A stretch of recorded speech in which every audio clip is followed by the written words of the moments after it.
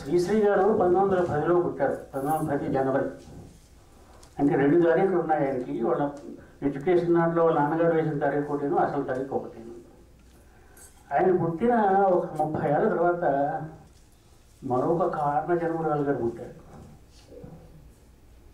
ఇందాక ఎవరో అన్నాడు డబ్బింగ్ కింగ్ అన్నాడు శ్రీశ్రీ గారిని. ఈవిడ డబ్బింగ్ క్వీన్. ఆవిడ శ్రీశ్రీ గారి జీవితంలో ఆయన 56లో ప్రవేశించారు. ఎలా ప్రవేశించారు?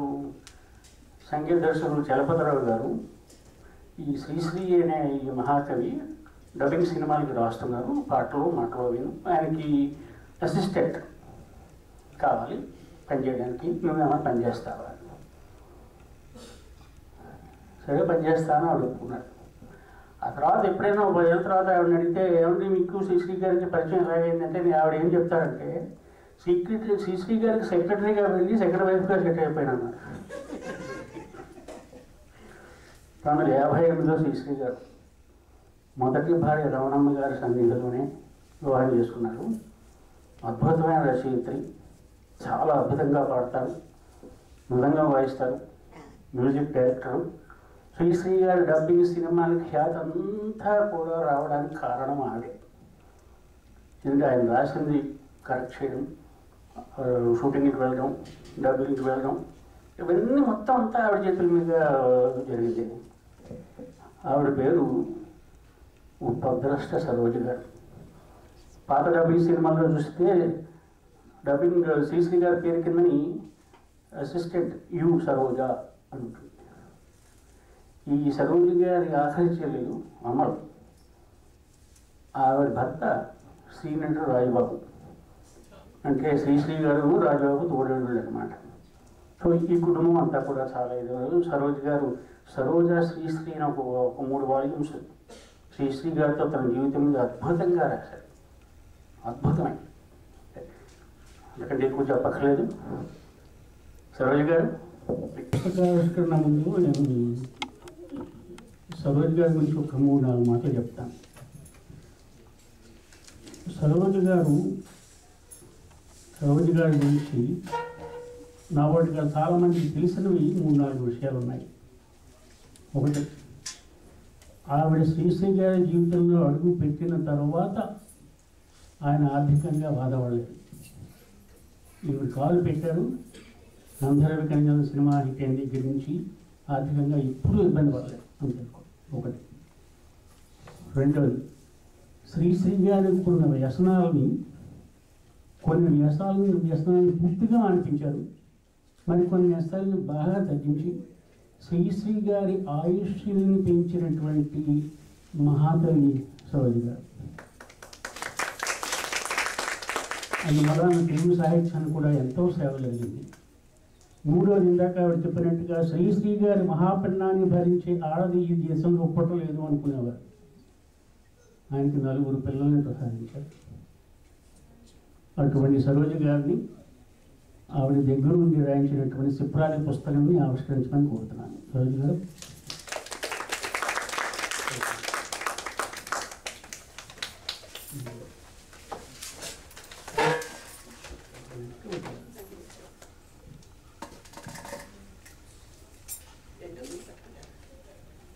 సాధారణంగా పుస్తకాలు దాని చుట్టూ అన్నీ కడతారు కదా.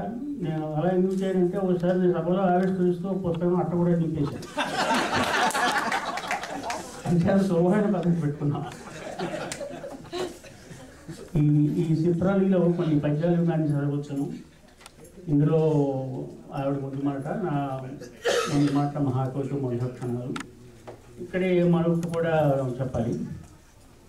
1981లో మే తానా సభల్లో శ్రీశ్రీ గారు స్వయంగా ఆవిష్కరించినటువంటి చంద్రకాంత్ కోట్ని డేవిడ్ వాళ్ళిద్దరూ కలిపి పాడినటువంటి శ్రీశ్రీ గేయాలు సీడీ,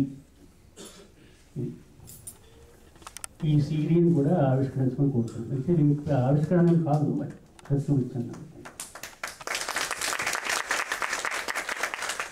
అప్పుడు చేసింది ఆల్బమ్ అనమాట. ఆల్బమ్ మీద శ్రీశ్రీ గారి బొమ్మ డేవిడే వేశాడు. దగ్గర కాపీ లేకపోతే అతని దగ్గర ఒకే ఒకటి ఉంది, బయట తీసుకురామంటే తీసుకురానే చెప్పారు. ఇప్పుడు మరొక చిన్న కార్యక్రమం, ఈ వంగూరి ఫౌండేషన్ వారి కార్యక్రమం. ఇందులోనండి ఒక పద్యం మాత్రం చదువుతానండి. గురువు గారిది. ఆయన గురువు గారిని పిలిస్తే ఎంత కోపం వచ్చేదానండి. గురువు గారు ఆవిడని పట్టి పట్టు అప్పుడప్పుడు డియర్ సరోజ ఇలా పిలిచేవారు. ఒక దొంగ అంటేనే ఇది మరి వాడు ఎన్ని దొంగతనాలు చేసి ఎంత కొల్లగొట్టి ఏం చేశాడు. పాప వాడికి జీవితం మీద విరక్తి పుట్టింది. అమ్మ బాబోయ్ ఎన్ని దొంగతనాలు చేశాను అంచేత దీనికి ఏదైనా పాప విముక్తి చేసుకోవాలి అని చెప్పేసి కాశీకి వెళ్ళి గంగలో స్నానం చేసి వచ్చేద్దామని బయలుదేరాడు. కాశీకి వెళ్ళాడు. దాని మీద ఒక పద్యం. గంగలో మునుగంగా పాపాలు పోగునంచు ఒక దొంగ. పాపాలు పోగునంచు అనుకుంటాను. పాప తొలగించిన చెప్పాను కదా అప్పుడు చదివాను. పాపాలు పోగునంచు ఒక దొంగ కాశీకి పోయి గంగలో బుడుంగమని మునింగే చల్లంగా అంటే అర్థమైందా? ఆ కాశీకి వెళ్ళి అందులో స్నానం చేసి ఆ గంగలో పాప స్నానం చేసి లేచిపోతామని వెళ్ళాడు అంటే మునిగిపోయాడు అందులోనే. మంచి సచ్చాడు అనమాట. అదే ఆ పద్యం ఒకటి చాలా ఇదవుతుంది. ఇక మిగతావన్నీ చాలా రాశాను. మీరు చదవండి.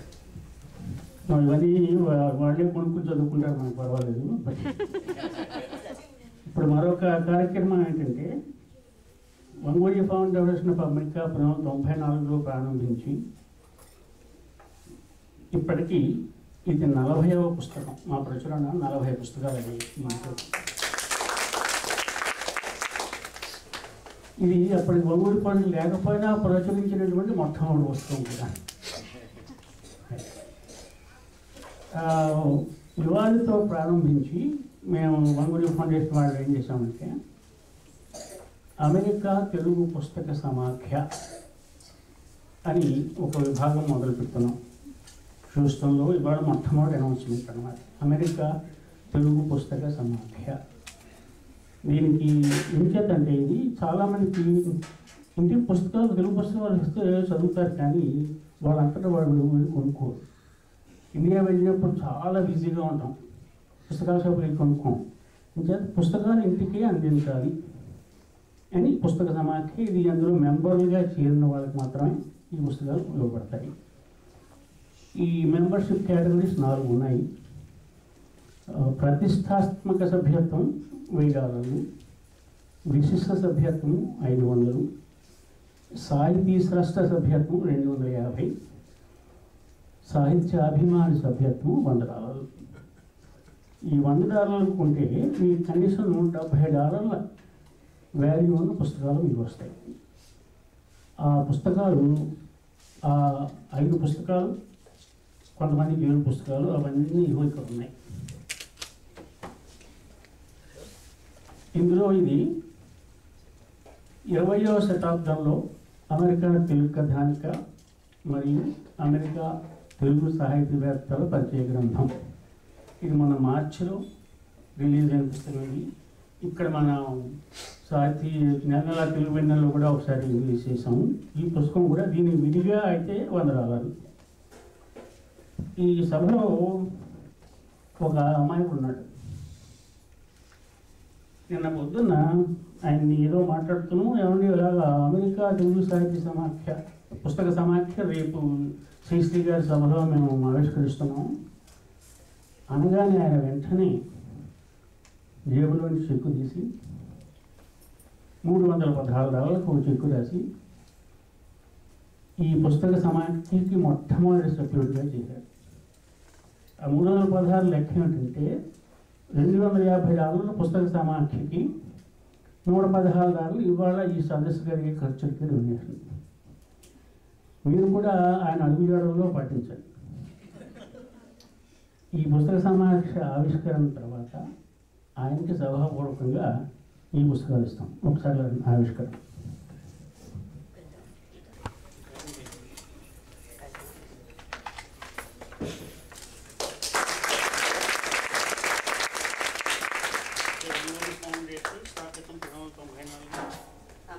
అమెరికా తెలుగు పుస్తక సమాఖ్య మా కొత్త లోగో అనమాట. ఇది ప్రారంభం ఇవాటితో అమెరికాలో.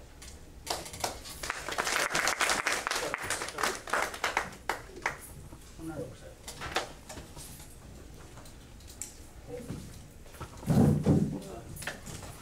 ఇప్పుడు ఆ అమాయకుల గారిని వేదిక మీదకి పిలుస్తాను. మీరు అందరూ ఆయన జితేందర్ రెడ్డి అని పిలుస్తారు.